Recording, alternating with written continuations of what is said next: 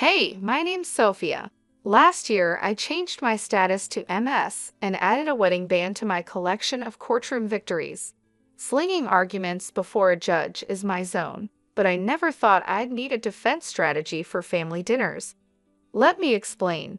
My husband, Billy, is a mama's boy, and I get why. Mrs. Jerry, his mom, is the queen bee of their hive. She did the single mom hustle, raising two kids on her own. Mad props for that. Then there's his sister Lauren. She thinks she's the center of the universe. I remember the first time I walked into their place. Billy had his arm around me like I was a trophy. The living room was like a shrine, with photos of Billy and Lauren everywhere. It felt cozy, but also like I was stepping onto a movie set where they'd been playing house for years. Suddenly, I was the unexpected guest. Mrs. Jerry greeted me with a tight-lipped smile, the kind that says, "I'm smiling because I have to, but I'd rather be scrubbing the bathroom grout with your toothbrush." She wore one of those floral dresses that screamed, "I'm the matriarch." "Sophia, dear, Billy's told us so much about you," she said, sizing me up like a car she's not sure she wants to buy. "Yeah, I've been looking forward to meeting the famous Mrs. Jerry. Billy's mom has done nothing but sing your praises," I said, trying to warm up the room. "Oh, how sweet," Lauren chimed in. She'd been eyeing me like a hawk since I walked in. "Tell us, Sophia, how's the lawyer life? I picture you in court like on TV, making bank. So, how much do you actually make?" I almost choked. Who asks that right away? I laughed because what else could I do? "Ah, trade secret and all that," I shot back without missing a beat. Mrs. Jerry picked up the conversation like it was a relay race. "But surely you can give us a ballpark figure for family." Billy shot me a look that said, "Please don't be mad," but I kept my cool. If I had $1 for every time someone asked me that, I have enough to change the subject. I tried to smile in a friendly way. Mrs. Jerry snorted. "Yeah," she snorted. "Well, it's no secret what a teacher earns, right, Billy?" she asked. Billy sighed. "Mom, let's not do this now." Right, she said, waving her hand like she was dismissing a servant. "Anyway, you'll be like family now. Sharing is caring and all that." I glanced at Billy. He had his help me face on. I knew then I wasn't just marrying Billy. I was joining some kind of domestic Cold War. A couple of weeks later, I was standing in our kitchen, wearing an apron and cooking Mrs. Jerry's famous chili recipe. Mrs. Jerry and Lauren had this habit of dropping by unannounced like they forgot it wasn't their house. "Your chili needs more heat," Mrs. Jerry said, poking at the ladle, "and less salt. Watch your husband's blood pressure." "Got it," I replied, but inside I was rolling my eyes so hard I could see my brain.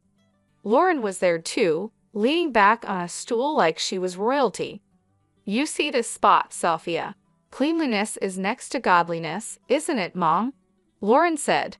Mrs. Jerry nodded like it was the gospel, and Lauren was mentally high-fiving herself.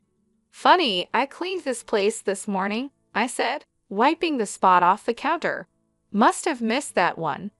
Billy was in the other room, clueless, probably deep in some video game or sports stats. I decided it was time to fill him in on the home invasions. I poked my head in where he was slouched on the couch. "Hey, you got a sec?" "What's up, babe?" Billy flicked his eyes up for a moment, afraid he might miss a crucial play. "Your mom and Lauren, they come in, take over, and nitpick everything I do. It's like they're looking for stuff to complain about," I said. "Ah, Sophia, they mean well? They're just..." Billy scratched his head. "I'll talk to them. They'll chill out." Back in the kitchen, it felt like the final round of a cook-off where I was the only contestant and the judges were out for blood. "So, Sophia, when's dinner?" "Billy must be starving," Lauren said, glancing at me like I was the help. "Whenever the chili decides it's ready," I replied. I respond, but I keep my voice light. It's a tricky situation. Dinner lands on the table, and I scan their faces. Mrs. Jerry stirs her food around, inspecting every bean like it holds the secret to the universe. Bit different from how I make it, Mrs. Jerry finally says. That's code for nice try, but you're no match for me. Billy dives in though. Bless him. Babe, this is awesome. Right, Ma? Lauren mutters, sure, and Mrs. Jerry just shrugs like she's agreeing with the worst food critic. After they leave, Billy is slapping his belly saying it's all good. I watch the door shut behind them, feeling tiny like I'm losing at a game I didn't sign up to play. The next time they pop over, it's the same old tune, like nothing changed. I must have been dreaming to think a few words from Billy might turn the tide. Still, I asked him to talk to his mother about boundaries. I thought getting married was the hard part. Fitting into Billy's family is the real challenge. They've got their own idea of family, and I'm not in it yet. If this is what married life is like, count me out of the honeymoon phase. It was one of those days where the clock seemed to tick slower than syrup drips from a bottle. That's when my phone decided to ring. Glancing at the caller ID, my heart sank. It was Mrs. Jerry again. Sophia. Her voice was stern, and it did nothing for my headache. You think you can just snatch Billy away from us, huh? Her words stung like vinegar on a paper cut. I glanced over at Billy, hoping he'd at least flinch at his mother's tone. Nothing. He's glued to the TV screen, a statue with a heartbeat. Mrs. Jerry, it's not like that. We're just trying to set up some boundaries, I said, my voice thin. Boundaries, she fumed. That's just a fancy word for shutting us out. You can't do that to us, to me. He's my son. I blinked back frustration. Billy was still silent, looking like someone shrunk his spine in the wash. Listen, it's normal for married folks to want their own space. I tried to keep the edge out of my tone. Space. He's never needed space before you came, she retorted sharply. Each word chipped away at my patience. That's when Billy decided to speak up, but not to back me up.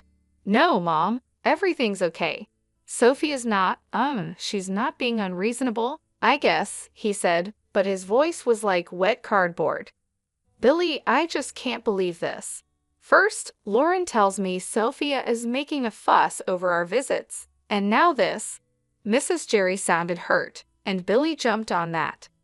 Lauren said that. Billy turned to me, eyebrows raised, as if I was the one causing trouble.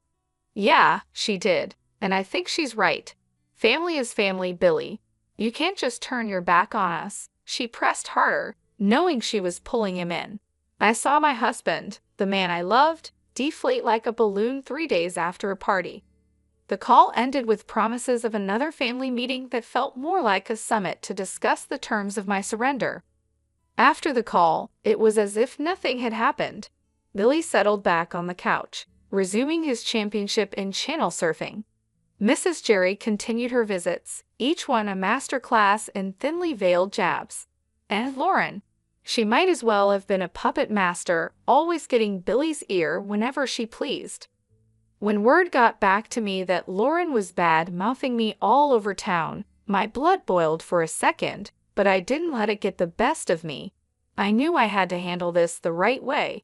I waited for the right moment to deal with Lauren directly, and that moment came sooner than I thought. I found Lauren at the market on a Sunday morning, filling her basket with groceries. She didn't see me at first, but I walked right up to her, steady and strong. Lauren, I said.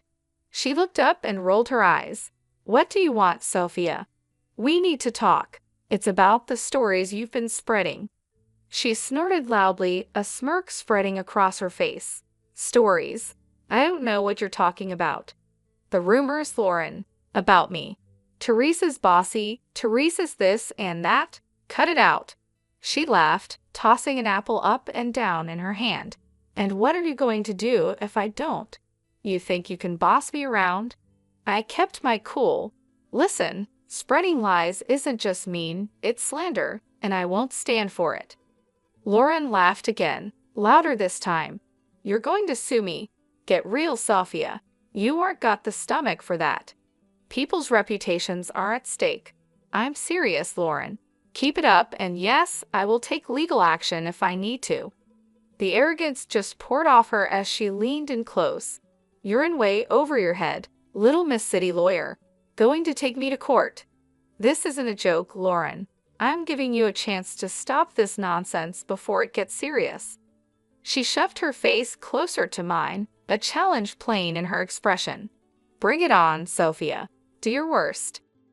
With that, she spun on her heel, almost knocking over a display of canned beans, and left me standing there. Her laughter echoed through the aisle long after she was gone. I walked back home slower than usual, thinking everything over. Later that day, when my husband came back, I told him what happened. He was in the middle of taking his boots off, and he froze, one boot off, the other still on. "You did what now?" he asked. I told Lauren off. I threatened her with legal action if she doesn't stop spreading rumors. His face went red, then white. "You couldn't just let it go. Why did you have to stir the pot, Sophia?" I straightened up. "Because it's not right, and I won't be walked over. Not by her, not by anyone." We were silent for a while, both lost in our thoughts. It was clear this was more than a little family squabble. It was a line drawn in the sand, and I had to stand my ground. He just stood there with that same lost puppy look that's becoming permanent on his face. I threw myself onto the couch, fuming. The gossip might calm down for now, but Lauren is the kind of weed that keeps sprouting up. No telling when she'll start yapping again. And Billy? God knows if he'll ever find the guts to stand up to them. Right now, I just need to cool off and figure out my next move in this messy game they're all too eager to play. The whole mess with Lauren had me weighing my options like a pros and cons list in my head. I signed up for a life with Billy, not a daily soap opera with his family. And with things going from bad to worse, the word divorce started rattling around in my brain like loose change in a dryer. Then, as if on cue, Mrs. Jerry, the town's self-appointed gossip queen and Lauren's godmother, called me up. "Sophia dear," she chirped like a bird that spotted a worm, "we're throwing a little party for Lauren's engagement. It's happening at Giuseppena's next week. We'd love to see you there." The tone of her voice was all fake niceness, the kind that practically screams, "I dare you to show up." After hanging up, I stared at the silent phone, thinking how this invite smelled like a setup. Billy was already on edge, and now this. I couldn't help but blurt out to him, "Guess who's got plans for us next week?" He was sitting at the kitchen table, his forehead creased like he was trying to iron out a thought. "Who's scheming now?" "Your sister's engagement party," I said. I say it straight out. We're invited, courtesy of Mrs. Jerry. Billy's face goes a shade paler, the crease deepening. "Oh hell." "Yeah, oh hell sounds about right. So what's the plan here, Billy? We going to roll over and play nice or what?" He's quiet for too long, and I'm not having it. "Come on, spit it out." Billy finally looks up, his eyes serious. "Sophia, it's family. I think we should go." I cross my arms, feeling the heat rise up my neck. "And let Lauren have a field day. I'm not their punching bag." He throws his hands up, a bit too dramatically. "What do you want me to say? That's my sister Sophia." I lean in, my hands flat on the table. "And I'm your wife. Does that not count for much these days?" The word divorce is right there on the tip of my tongue, but I bite it back hard. Billy runs his hand through his hair, making it stand up like he's just had an electric shock. "Of course it counts. Look, I'm stuck between a rock and a hard place here. I'm a heartbeat away from losing my cool." "Well, guess what, sweetheart, so am I. I married you, not your constant need to please your family at my expense." Billy stands up, walks over, and takes my hands. They felt rough, all work and worry. "Sophia, I love you. I do, and I hate that it's come to this. Let's not go to the party. You and me, we're a team, right?" It struck me then that this was the first time in a long while he picked me over them without flinching. It felt like finding an oasis in the middle of the desert. That night, the thought of divorce quietly tucked itself away. Not gone, but sleeping like a dog with one eye always open. but it was enough for me to catch my breath, to maybe believe that we could find some solid ground again. Giuseppe's was hopping when we showed up, walls throbbing with too loud laughter and clinking glasses. I spotted Mrs. Jerry right away, sitting queen bee style at the biggest table with that I rule the world look. There was Billy's sister Lauren, all grins like she won the lottery, and her guy Andrew, a deer in headlights type trying to smile.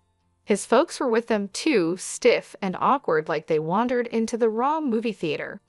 Mrs. Jerry zeroed in on me the second we stepped in. "Sophia," she oozed, like I was a 6-year-old not playing nice, "you'll be taking care of the bill tonight, right? To show you're one of us." I nearly spit out my drink. "What? Why me?"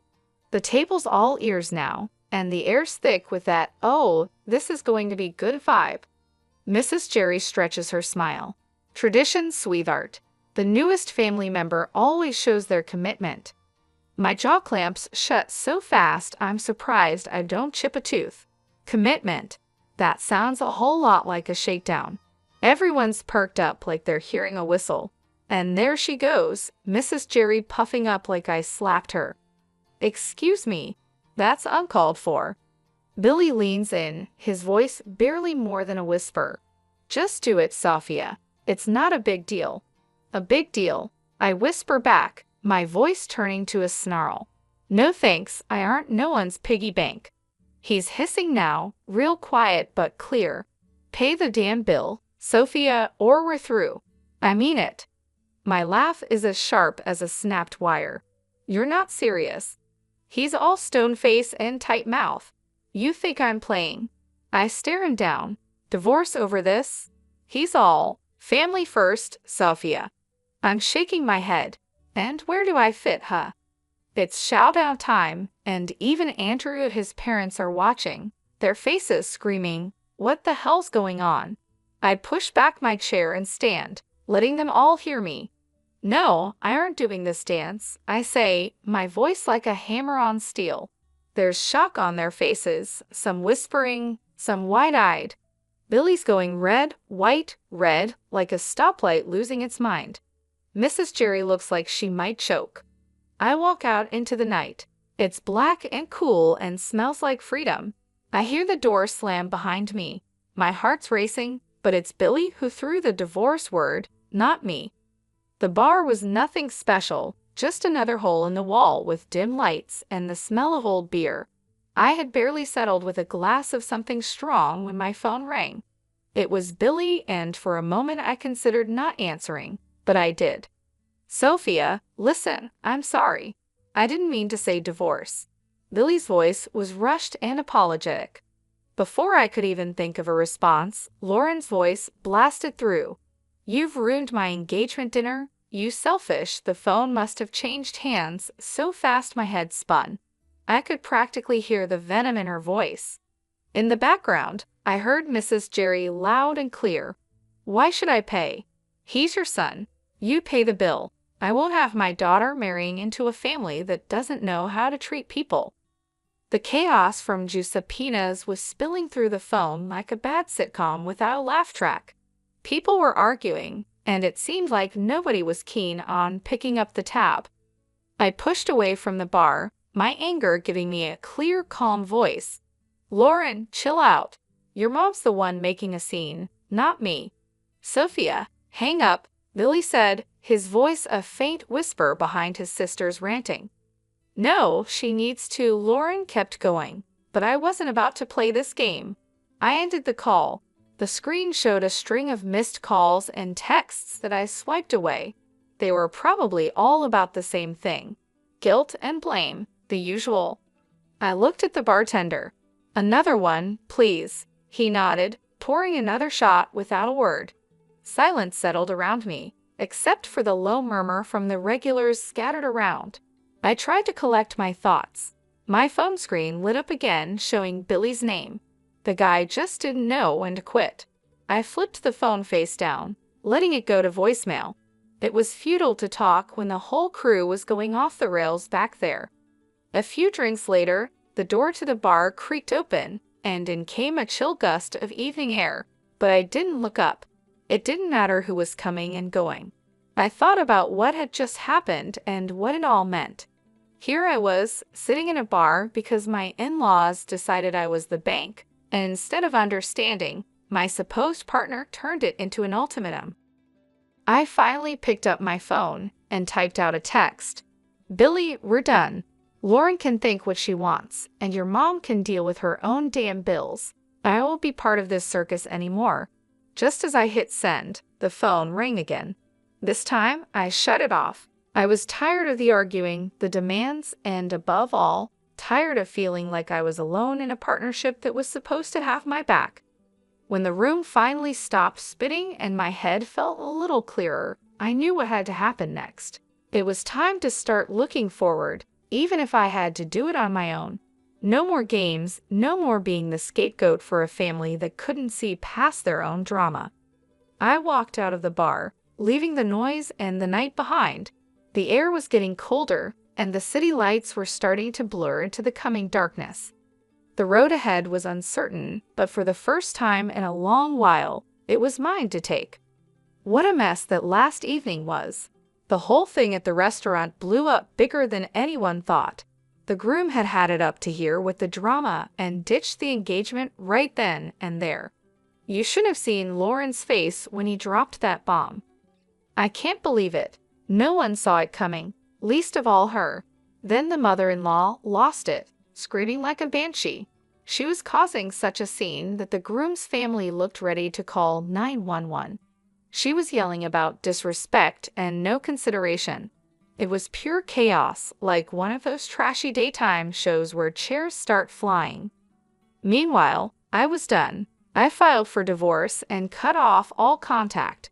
I ignored Billy's calls and deleted his messages.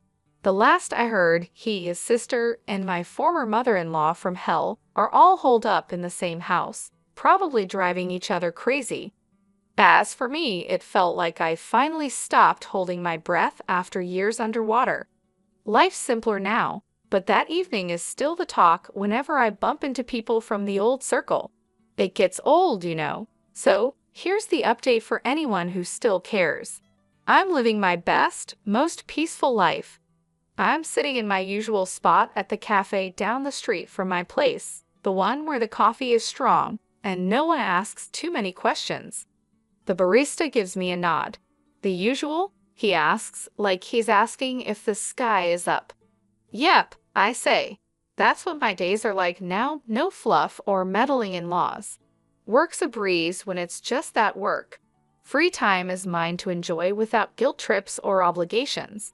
I curl up on my couch, the one piece of furniture that's followed me through all the moves. The springs are shot to hell, but it fits my back just right. I flip on the TV, watching some crime show where they catch the bad guys by minute 30. The peace is what gets me. Not eerie or lonely, just peace. Breathe in, breathe out. No more walking on eggshells or cleaning up family feuds. This is living. When I hit the pillow each night, it's with a sense of accomplishment. No pat on the back needed. I know my worth, and finally, I'm living like it. I'm eating my lunch when the phone dings a message from a number I don't know. Probably Billy using someone else's phone to reach out. I delete it without reading. Not today, Satan. Not ever. They used to say, "You'll regret this." But here I am, not a single regret in sight. The day drags out cozy and fine, ending with a glass of something smooth and a book I've been meaning to read. The heroine's tough but fair, reminds me of someone I know.